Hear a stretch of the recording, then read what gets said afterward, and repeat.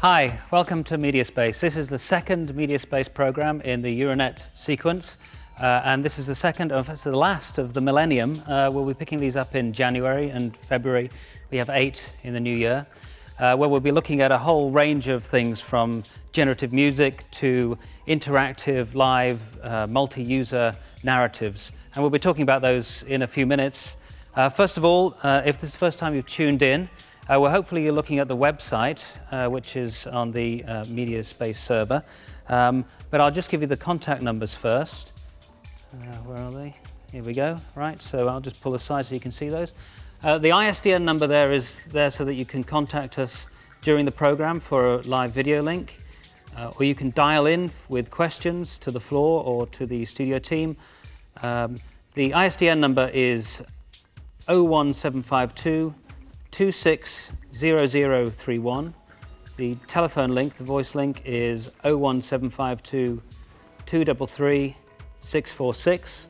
And you can email us, obviously, during this program, but also throughout the whole duration of the course at mediaspace@soc.plim.ac. SOC, by the way, stands for School of Computing.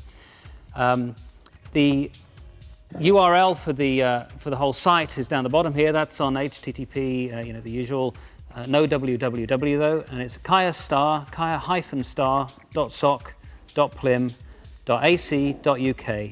And you'll find that in the project section. And in the project section, you have the whole MediaSpace website, and the Euronet programs are in the current edition of that.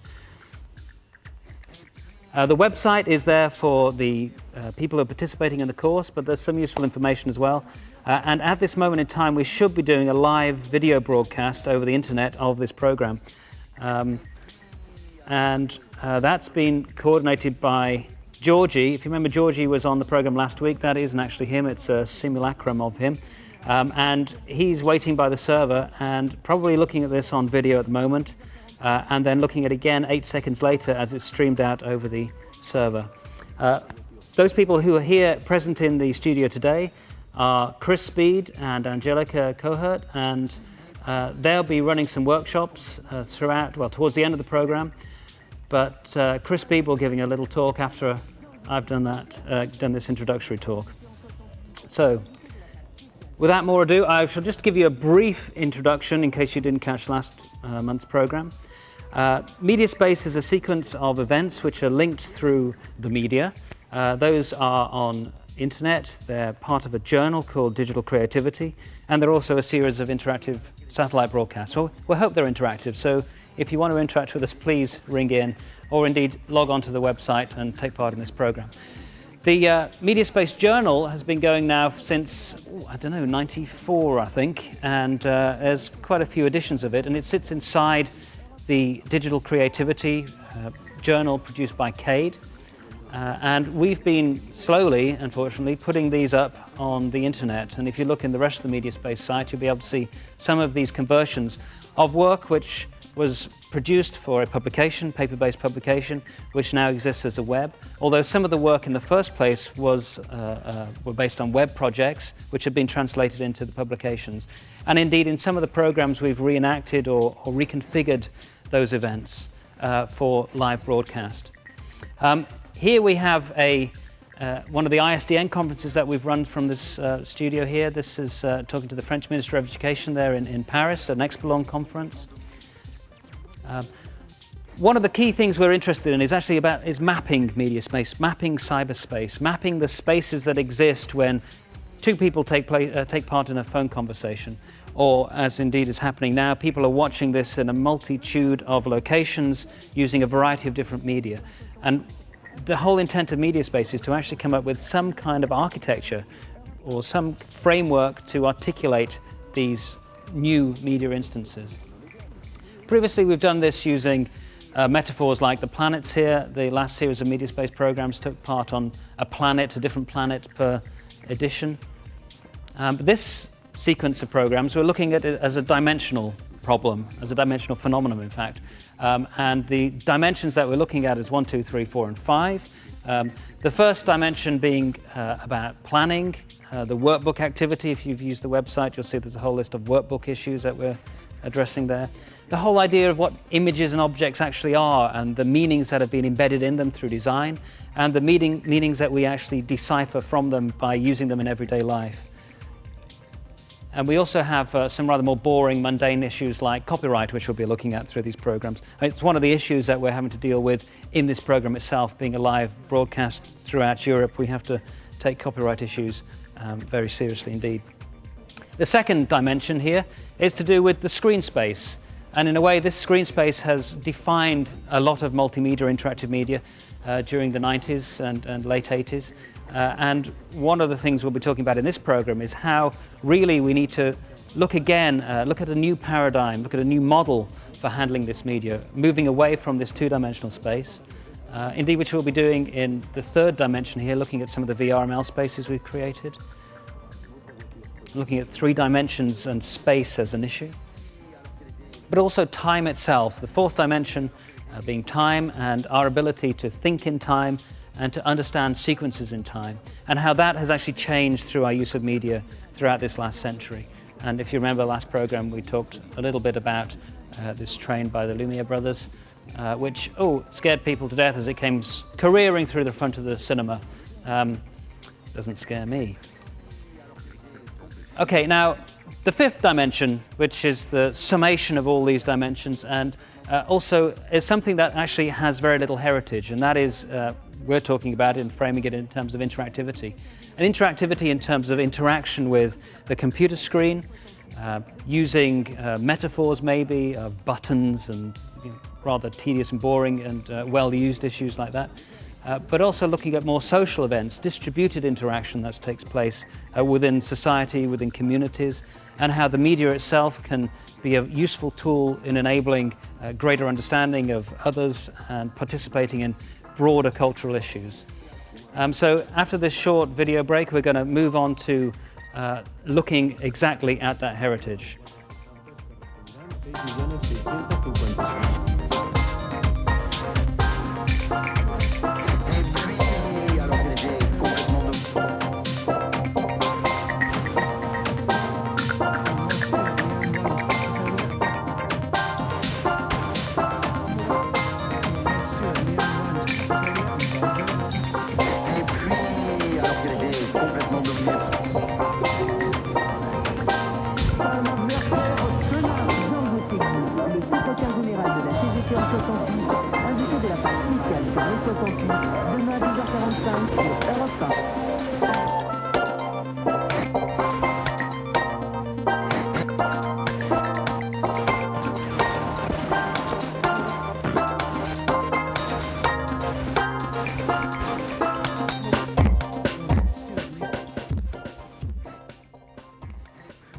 Hi again. I'm standing here in the first photograph ever taken.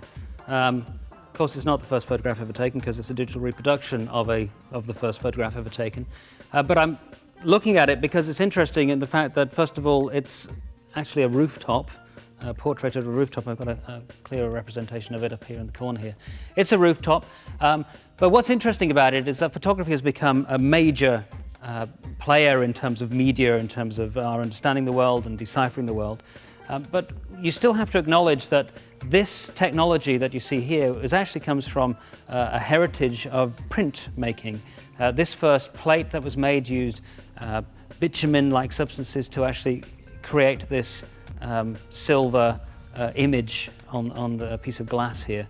As a piece of technology, it was really just the transference of a whole set of aesthetics and design issues which evolved during the previous technology, which was printmaking, using etching-based technologies.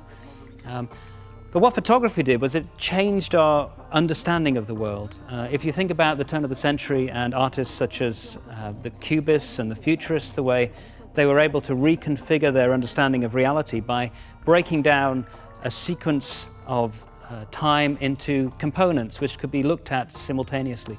This is a Muybridge image here of a horse racing.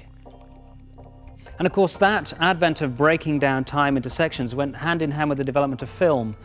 And film itself had a lot of the attributes brought into it from two types of media. One was obviously photography and the whole idea of what did you actually take a film of? It was of people, because that's what you previously painted and that's what you took photographs of. But also, in terms of film, it brought with it a heritage of theatre. So the first films, although they were primarily documentaries, slowly moved into a convention that brought in narratives and dramatic experiences from theatre. And one of the interesting about film is that people liked using film and editing film because it was very haptic. You could actually get hold of it, you could hold it up, you could see the images on it. You could make editorial decisions by actually seeing the frame. One of the changes with the advent of video was that suddenly you couldn't actually understand what was happening inside that black box. You had to have the technology of the video monitor to actually to see the pictures. One of the useful things about the technology that we're using here, and which we'll be looking at very briefly within this program, but more seriously and in depth in later programs, is the way digital media allows us now to look back at the frames of a sequence and to break them down into the 25th component of a second, and thereby having a much more haptic and hands-on feel about it.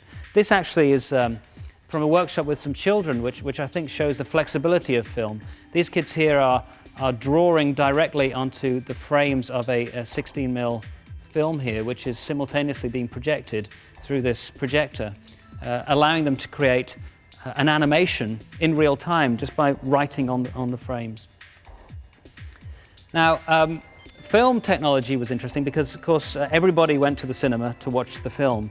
The advent of television meant that you could suddenly broadcast these images to a whole multitude of people without them actually leaving their homes. This is the first television image produced by Logie Baird. Unfortunately, his innovation was, the glory of his innovation was stolen by the Americans, of course, and Marconi, etc. And this is the first camera that was used to take those images, and we have a lot of those actually in the studio at the moment, and I think our director remembers this very clearly. Isn't that right, Dave? No. What we have here is this advent of technologies. Video technology allows us now, and hopefully this is working live on the internet, allows us to broadcast to a multitude of people. This one-to-many. With the technologies that we're evolving now, we can change that whole configuration, and hopefully, if this program is interactive and if you do ring in, you'll be able to take part in it, making a one-to-many and then one back again, and then rebroadcasting out that interaction, which questions many of these kinds of forms that have been established throughout the years. Now, the image itself is interesting because the image has evolved from the photograph or from the painting to the print to the photograph has also changed. This here is a picture of my son when he was in ultrasound stage. This is a period of his life, and here he is, a little bit more detail. And what we did with this image when we had it was we broadcast it over the internet. Well, it actually wasn't the internet then. It wasn't the World Wide Web. It was a series of servers linked through Janet, the Joint Academic Network. And this image took on a new form by being broken down into bits, into text actually, and then broadcast over what was then an embryonic internet. You suddenly had this new form for an image where it didn't exist as a picture on paper or a picture on a screen anymore, but it reconfigured itself into a new kind of form. And in a way, that's one of the interesting issues about digitalness, is that it actually breaks things up and reconfigures them. And that in itself is very transformative. It transforms the message that you're sending through this medium. This is an early photograph of a piece I did which used a BBC B camera, which here you can see, I think that was me there actually, through a very low resolution camera. This is in 1984. But what it allowed me to do was to map on top of that these shapes here which followed the movement of the camera. So you suddenly had this interaction between the subject of the camera and what the camera was actually doing, which transformed really the video image. This is another piece here, and this used very simple technology, and it effectively operated just like a dot matrix printer. And here you can see a shadow of a hand being waved across, there we go, waved across this panel here, which reproduced a very low resolution 9x9 grid of the image that was being waved in front of it. And that, I think, is interesting because it again questions the resolution of the images that we're looking at. You're currently looking at this probably at 640 by 480, it was a PAL resolution on your TV, or you're looking at it on a tiny little window on the internet through a web browser. And that changes probably what I'm saying, because you probably can't hear it if you're looking at it on the internet, but it also changes the way the message is communicated. An awareness of that deconstruction of the image changes our understanding of it. And I think this heritage and this change can be seen through text, and how the output of one, or the established aesthetic of one media form, is used to give a new media form some kind of validity so that we can understand it. But the question is really, shouldn't we actually be looking for the unique properties of this new media? Rather than being bound by old conventions, we should really be questioning, what does this offer us which is unique and different from? And text is a very useful way of exploring that. This is a dot matrix piece of text, which of course had a mechanical method of reproducing it. The dots were actually pressed onto the paper. In fact, this isn't. This is actually a dot matrix font which you can use on your computer. And this is an interesting change in the evolution of fonts and typography.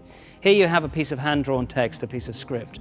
If you think of the way people actually did write text before the advent of reproduction technologies like the printing press, the skill of writing was embedded with a few who heightened the process of writing to a very high level, and you had monks writing in very complicated scripts, which, as soon as you had print technologies, were translated to typefaces, metal typefaces. One of the things that people forget with typefaces, as they've evolved through the different technologies and now to laser technologies, is that the configuration, the actual look of that text, was very much dependent on the mechanical method in which it was reproduced. And here you have a courier text, which of course came from the typewriter, which impacted text onto a piece of paper. And if you look at a piece of typewritten text, you can actually see the indents of that impact. When you start dealing with fonts on a computer screen, of course there's nothing there to do with that impact. It is purely a configuration of pixels or vectors on the screen. And that really should allow us to question what text is and how it works. This is a piece of text here, and it's just taken off the website. But you can see attached to that text, although you don't actually see it in your browser, is a whole lot of information. And what that allows us to do by understanding text not as an image but as a part of a process, it allows us to question and allows us to rethink some of the issues that we normally use to make media with.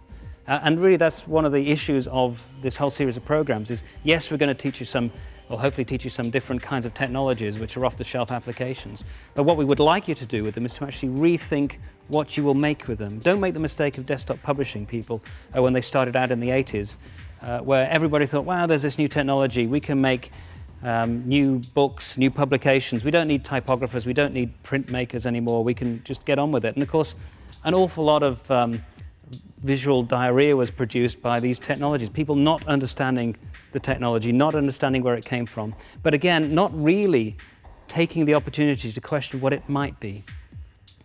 A way of thinking about it might be to look at the changes that are taking place in narrative structures. This is a model that was presented by Kurt Vonnegut, who's an author, books like Breakfast of Champions and Sirens of Titan. He talked about a grid, a way of analyzing the structure of a narrative, and this is very simply it. This is time along this axis. Here you have good times, and here you have bad times. And this is really a graph of a Christian narrative, right? So this is Adam and Eve up here in paradise. Someone gives them an apple. They hit Earth, and pretty bad. It's all horrible. We live here for a bit. And then, of course, we aspire to get back to paradise. It's a lovely story, and it's very optimistic, apart from this middle bit, which we live in now.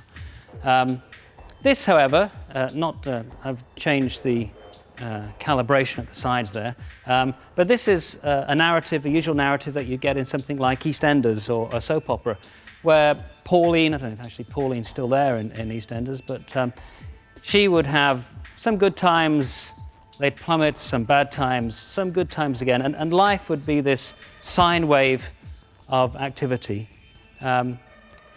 This, however, is Kafka's Metamorphosis, where Gregor Samsa wakes up one morning, and it's a pretty bad life. He's an accountant and works in an office, and a really miserable time in his life.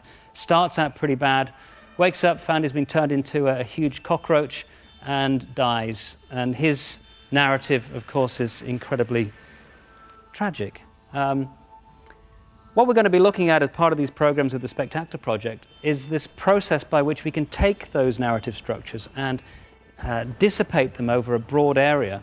And we'll be doing that using this studio, using internet technologies for people to collaborate within VRML environments, and also the idea of a live audience as being part of that construction.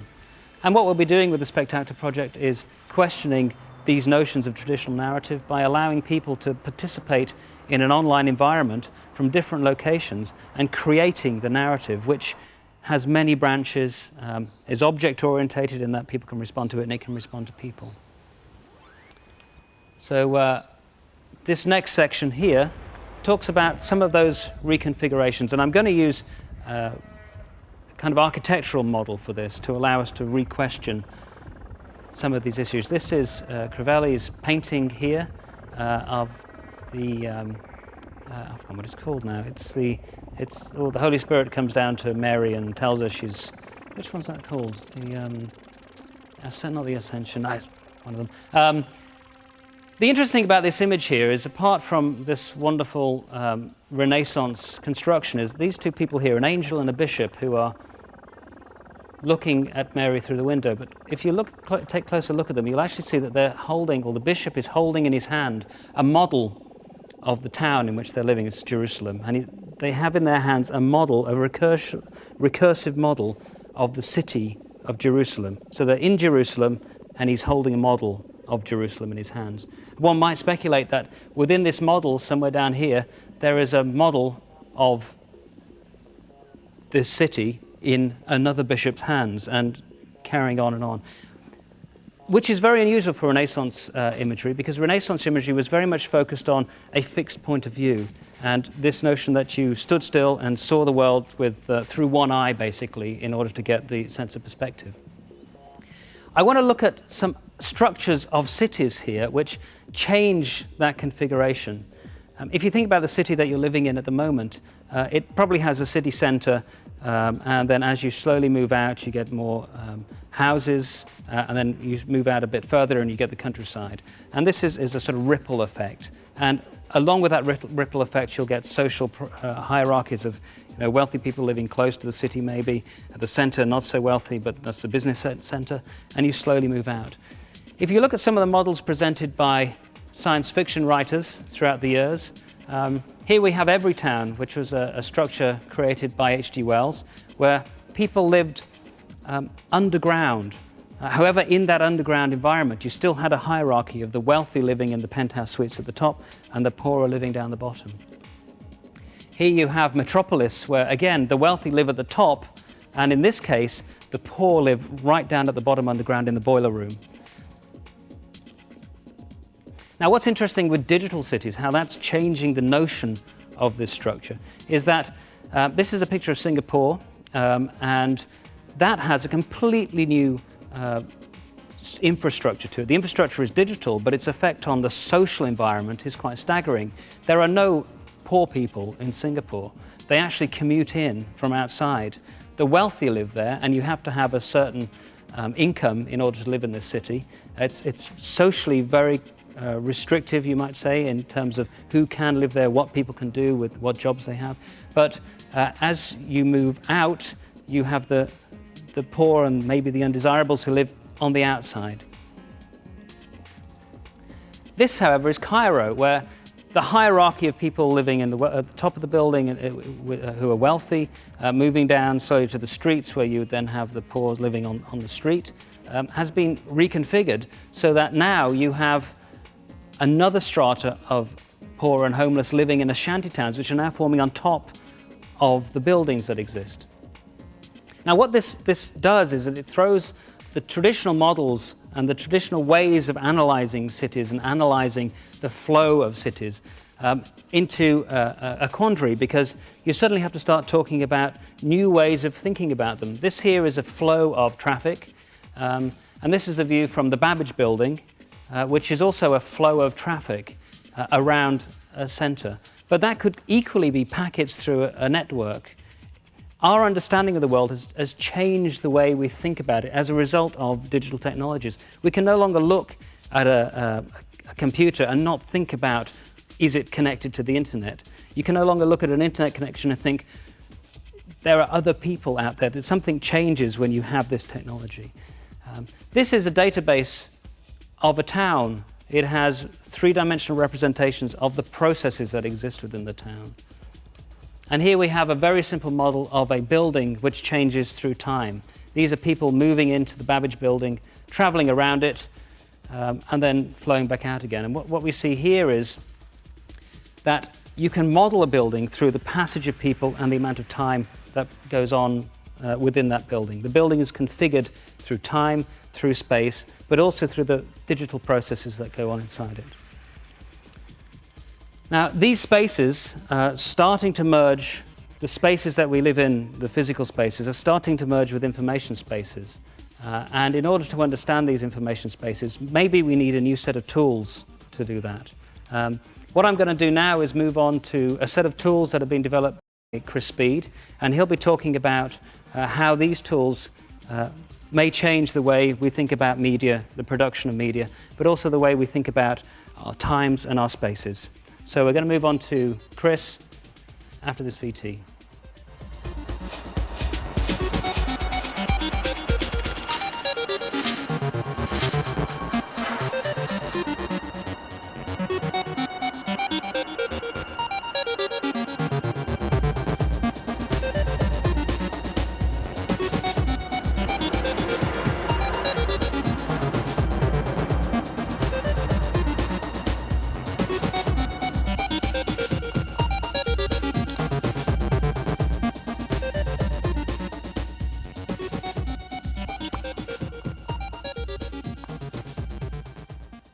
Hi, welcome back.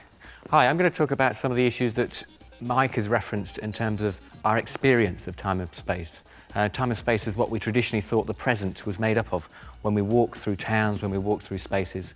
Having said that, the language and the vocabulary that we talk about and we use to describe that experience is clearly under stress, because the nature of the internet and the speed of light that we travel at when we move from one cyberspace to another cyberspace changes some of those relationships. Tools for a post-Cartesian city talks about that very relationship. And if I can get a close-up, very simply, by taking the frameworks of time, which is signified using a clock, and space using a 1 meter ruler, by swapping over the dials, or the increments that traditionally appear on those systems, we can look at the clock, which was traditionally something that would have 12 moments of increments of hours and minutes, actually has been replaced with 100 centimeters taken from a Stanley meter ruler. And conversely, on the meter ruler, which traditionally would have 100 centimeters, it actually has 12 increments suggesting hours and minutes. Now, these are things that we can talk about as being a swap, somehow as though the vocabularies, the language of those spaces, time and spaces, can be moved around and become fluid again, when in a time, actually, they were quite fixed. Mike, if I can hand you those. Thank you.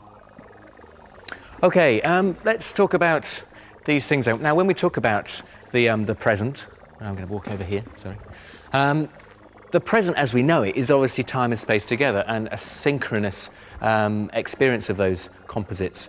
In Hagerstrand's model, which is taken from the Lund University in Sweden, we talk about that as though we can map it in time travelling up throughout the day across a space that was perhaps spread across a town. And we can see here in this diagram how a father and a mother move throughout the day, interacting with each other across those connected times and spaces.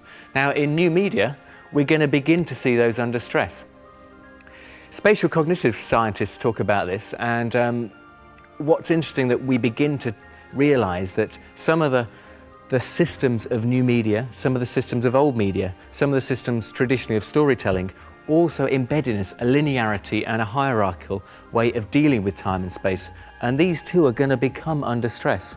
Traditionally, in this model that Tversky and Coop talked about, we can talk about some of the hierarchical stresses. My compatriot has actually skipped a screen there, but I will move on. In Northern Ireland, we have an example of this as the hierarchy of nations, which makes up the UK, causes a problem when we begin to start sending postcards from one part of the UK to another. For instance, in the northern part of Southern Ireland, if I send a postcard, because it has to travel through a hierarchy of the UK to get up to the Northern Ireland, the actual country, it actually travels through the UK and actually over to England, or certainly to Belfast, in order to get back to the northern part of Ireland. So when we begin to break down and talk about space, it is broken down in hierarchies and linearities. When we tell stories about the spaces we live in, we tell a story and you and I digest it, just as we do through television.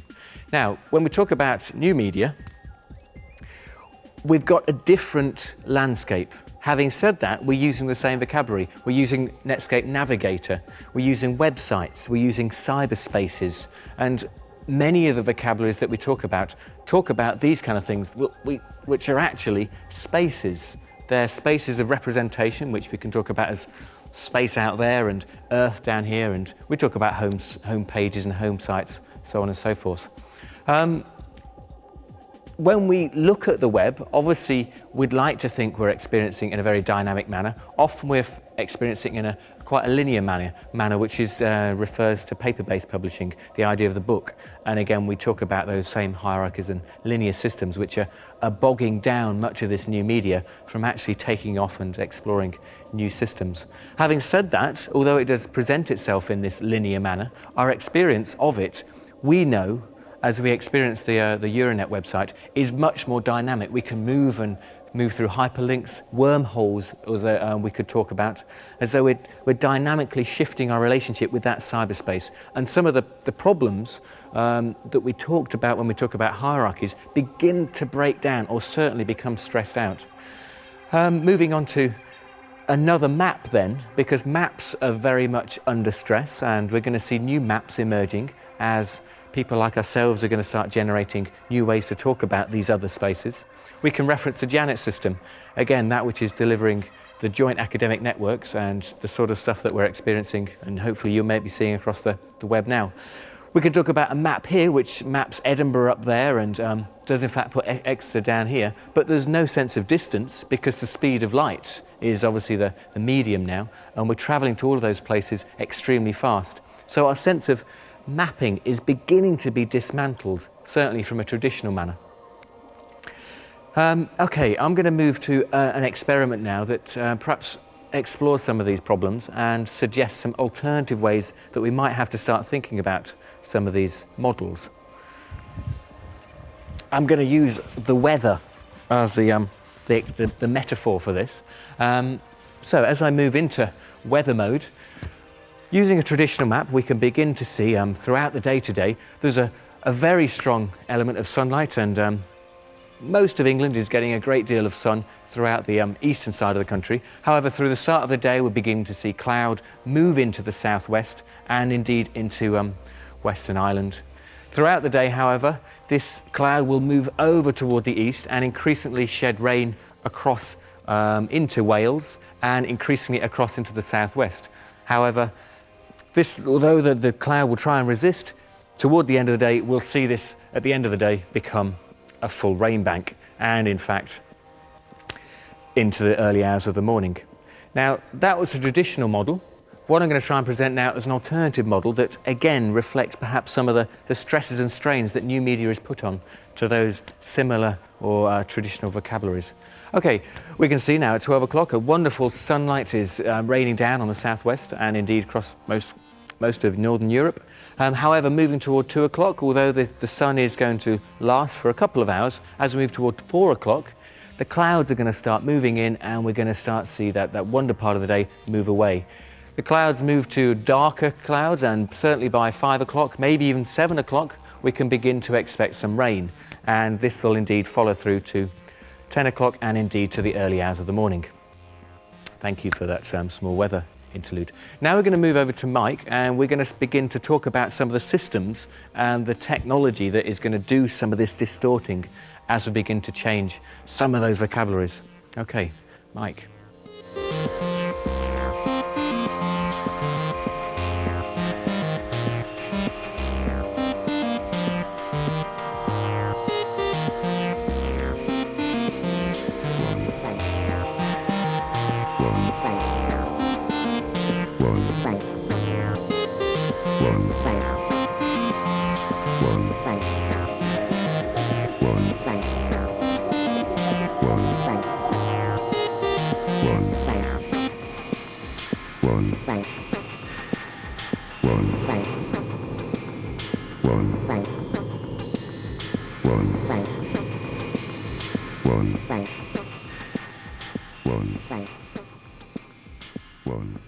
Thank you, Chris, for that little weather interlude there. We're now going to be moving on to the workshop section of this, where some of those highfalutin ideals may be put into practice.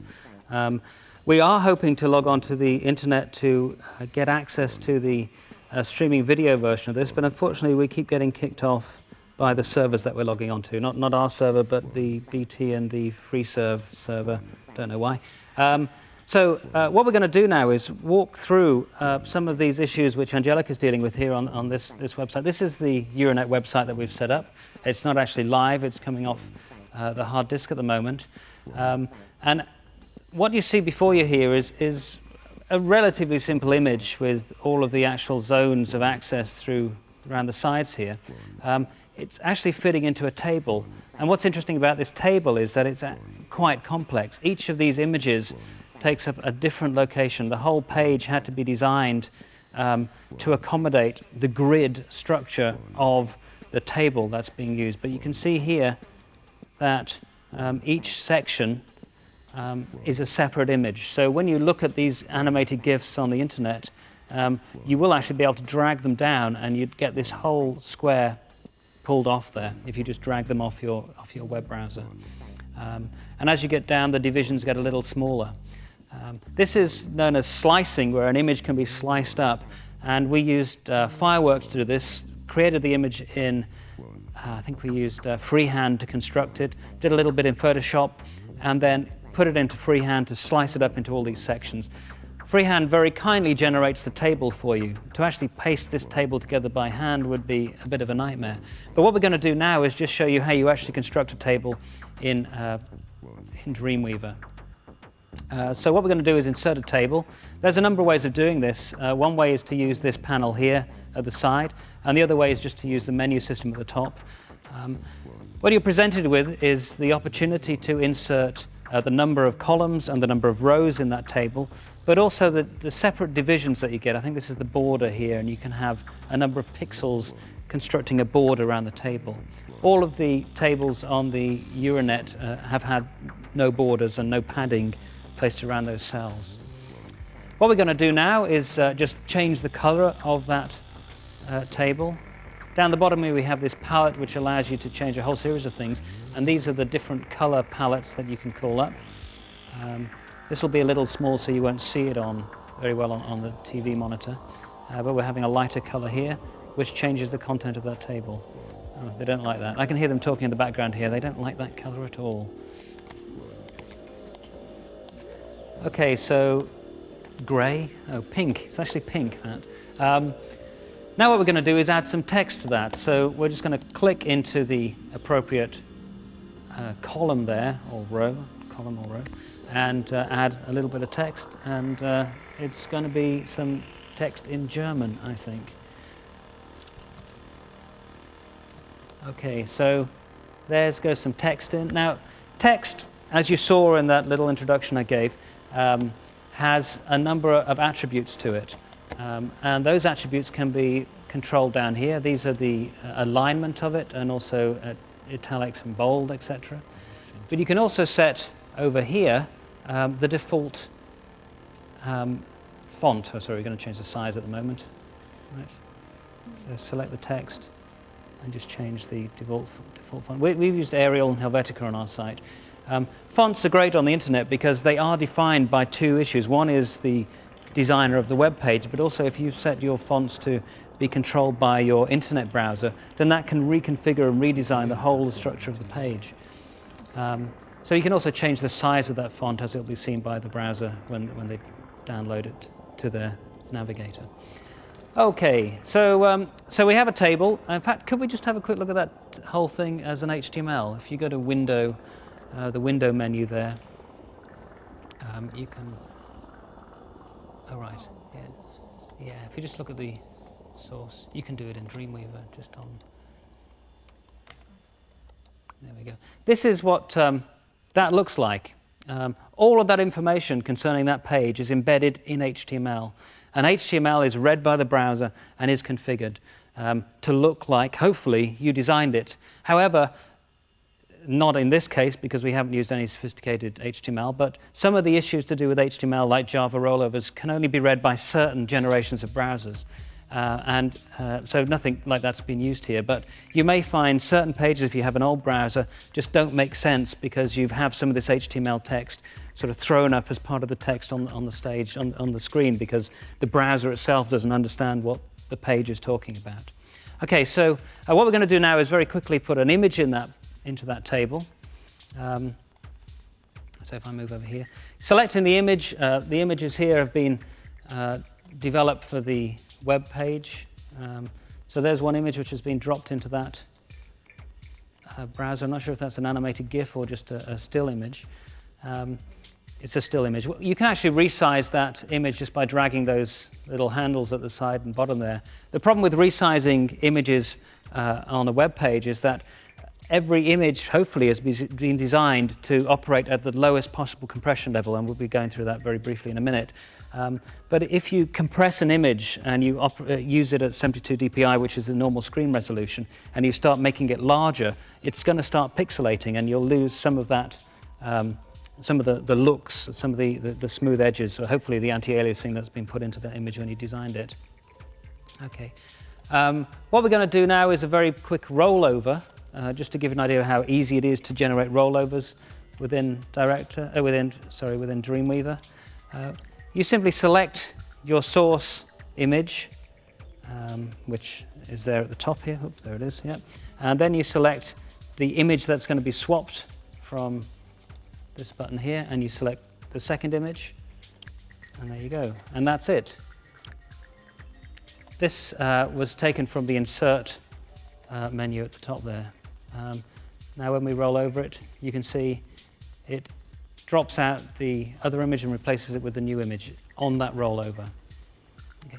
What I'm going to do now is just move over to my machine here and just show you how you can actually construct some images very quickly using something like this. Oops. This digital camera. This is an interesting digital camera in that it actually doesn't require any software to operate it other than this floppy disk. The whole thing is actually, it's a little Sony camera. It's got a built-in floppy disk drive. This is actually a very low resolution camera, but it takes a disk, ordinary floppy disk, which I can then insert into my computer and just download the images from. And of course, the nice thing about this is that although the images are only 640 by 480, you don't have to worry about running out of memory cards. It's very flexible. We use this a lot with our students because they can just buy as many disks as they like. Now, hopefully, Angelica has shot some fantastic images of the program on here, and we'll cut back to my monitor, and I'll drop these in. Oh, look at that. Who's that there? This is the director, Dave Hurrell. Let's look over here. Here are the images that we've selected. I'll just drop that out of the way. I'll copy these off onto my hard disk just to make things a little quicker.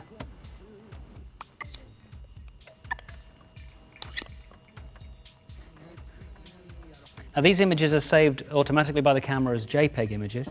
And JPEGs are quite useful because they're millions of colors and there's quite a lot of compression gone into them, but they still retain a lot of the qualities that you would expect from an image. So let's have a look at that one. Hopefully that's... Oh, lovely. So you can see these here opening up very quickly of the show. Now, those have just been opened up in the Macintosh QuickTime image, but what I'll do here is just open up some of these into Fireworks. Fireworks is useful because it allows you to save an image and then compress it out.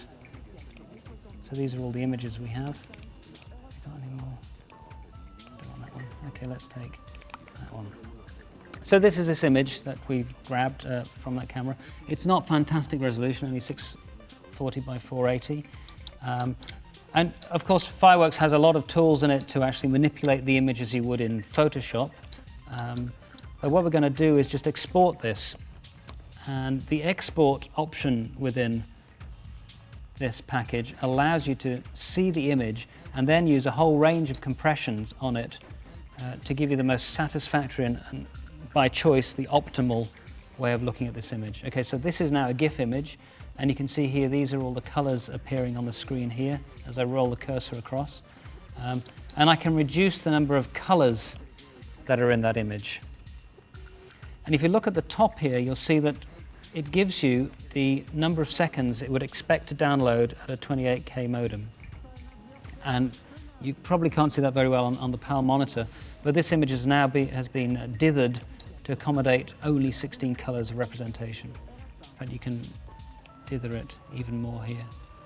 So by looking at the image, by choosing the kind of compression that you want, you can make the quality over download time decision that's required for a lot of web pages. You can also here choose a transparency which will knock out a color for the actual web page. And then once you've chosen that, you can then export it as a Fireworks image. So we'll now go back to Angelica's monitor over there. I'll just cancel that. Where we're inserting some different types of, We're inserting some different types of plugins into Dreamweaver. In the same way that a plugin of the image was placed in, we now have a plugin for Flash being placed in. So if you can cut to a chroma key of Angelica's monitor there. Am I appearing in this? What we're doing is calling in a Flash image from just selecting a plugin from, here we go, from here. The plugins are down the side there, and we can just click on one and place it inside this template. When it's placed in there, when you load it up into the browser, it'll actually play it for you as part of the page. So there we have it. And we now look in the browser. And Bob's your uncle. There is that Flash movie that was created and dropped in. You can do that with a whole range of images and whole different types of plugins. And I'm going to have a look at a couple on here which take a VRML and QuickTime movie and place them in. This is one I didn't make earlier, so I'll do it very quickly. I've kept up Dreamweaver. I'm going to just place in a table, doesn't really matter what it looks like at the moment, and into that table I'm going to insert a plugin. There's the plugins here, and the plugin I'm going to use is a VRML one, and I'll use that. VRML stands for Virtual Reality Modeling Language, and we'll be looking at that later in the program as a tool for generating interactive spaces. One of the nice features of Dreamweaver is that if you have the plugin in your browser, you can then view the plugin, and here it is. Now, the thing about this is that I haven't resized it to fit the size of the plugin, so here you can just see the bottom of the Cosmo Player tool. If I just resize that and then view it with the plugin, I don't have to actually look at it in the browser. You can see here, here is a VRML model that was generated in a 3D package, which I can now move around by using my cursor to steer it. So switch that off and delete that. And now I'll just place a QuickTime movie in there as well. Let's put that one in. And again, I haven't resized it, so it should only be that big. If I turn it off, drag it out, you can then see that movie that we made earlier. Okay. So the next stage of this is that we're going to do a little bit of video grabbing, again on this computer. I won't save that. What I've got here is a very simple, it's not a digital camera, it's just an ordinary Hi8 camera, which I'll put on there. I've got here on the side of my PowerBook a little card which allows me to grab video. If you've got a desktop machine, more than likely if you have a video output, you'll have a video input card as well. They're getting increasingly standard, but in fact they only cost £100. And it's a completely liberating way of using media and grabbing and acquiring media. Control of assets is very problematic. Scanning stuff's great, but then of course you have copyright issues to deal with, but you also have the quality to deal with. If you scan something for a publication, you have to think of it in 300 dpi or larger or smaller for that publication. If, however, you're putting it onto the web, you have to think about it at 72 dpi. So video is perfectly suited for that. It's not very high resolution, but it allows you to generate some quite powerful images and a lot of flexibility in terms of the choice. What I've got here is the video driver. It's called Realize and it came with the card. And what I'll do is open a video window here. Right, so this at the moment is what we're looking at in the studio through this camera. Right, and there's Angelica and Chris, and there's me.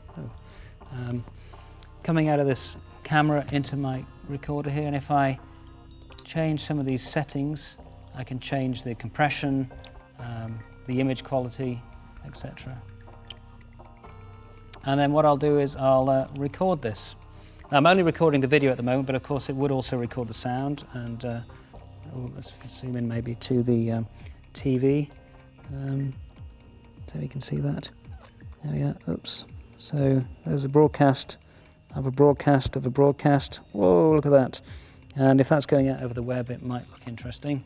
I just click the mouse, and here I have the video which I've made.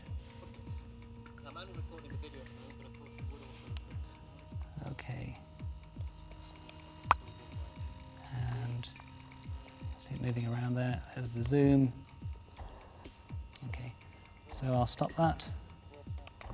And file and save it. Show.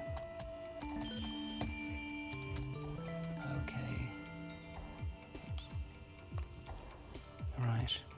If I quit out of this, I could then import this into Director or into any of the applications or into Premiere even. There we are. Okay.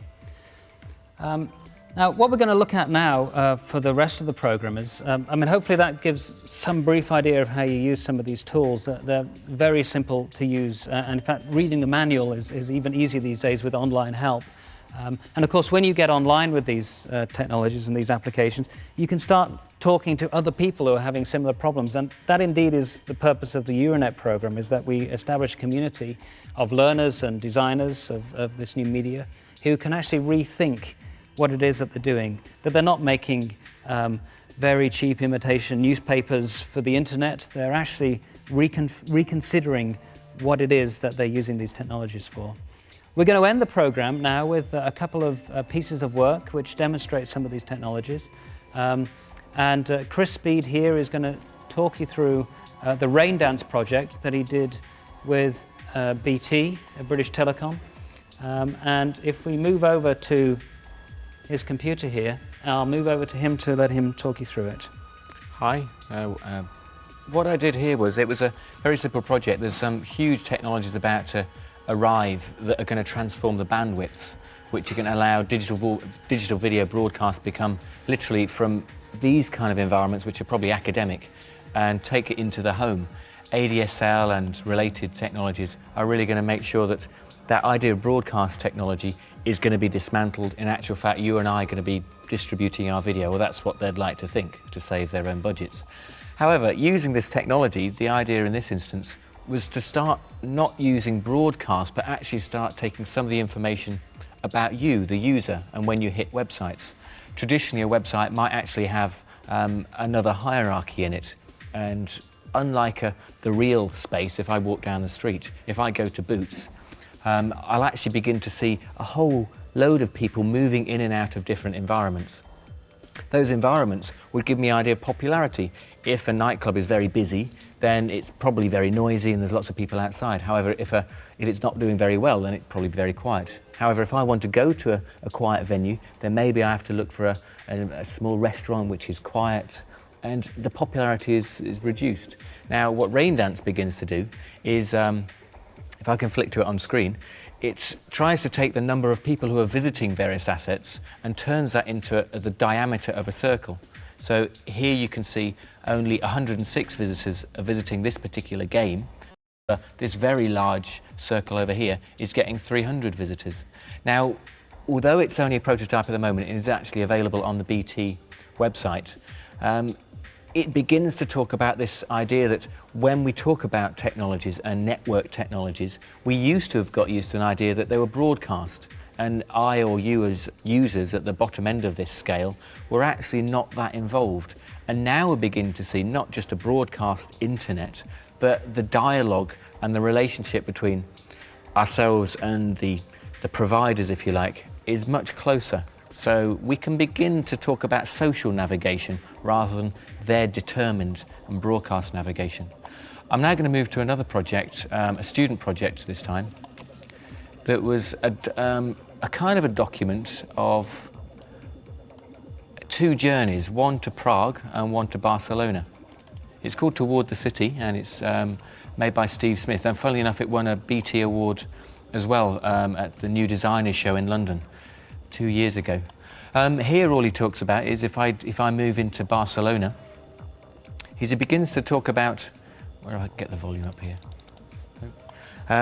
Moving between assets. Many of his memories of these places, he felt, weren't actually a dynamic map of Barcelona that he'd generated as though he was some kind of superhuman being and he'd got an idea of the whole city. What he had was actually a sense of postcards and musical and visual references which were giving him a linear idea of that city. And you can actually reorganize this as though you experience the city in a very different order, as though cities aren't necessarily the godlike map that we would like to perhaps think they were through the modern age of architecture, the new internationalist style. Okay, I'm going to move back over to Mike, who's going to close. Okay. Well, thanks for watching. I hope you found it useful, and I hope maybe we've renewed some of the interest in the website. We'd certainly like people to participate in that, and to actually start using maybe the bulletin board to ask questions about the problems that they might be having with the design of their web pages. But also maybe some of the issues that we've raised here. It is, and I can't stress it, very important to consider design issues when you're generating web pages. I can't remember how many people are actually using the internet at the moment or have home pages on them, but I can guarantee that if you look at 99.9% of the web, it's full of design rubbish. So please take it seriously. We're now going to fade out to the title sequence, and please contact us by email, mediaspace@soc.plim.ac.uk, and have a look at the website, and please join in. Oh, the next program is sometime in January. We posted up on the website, and we'll be running, I think it's 8 more in the new year. So have a happy millennium. Bye.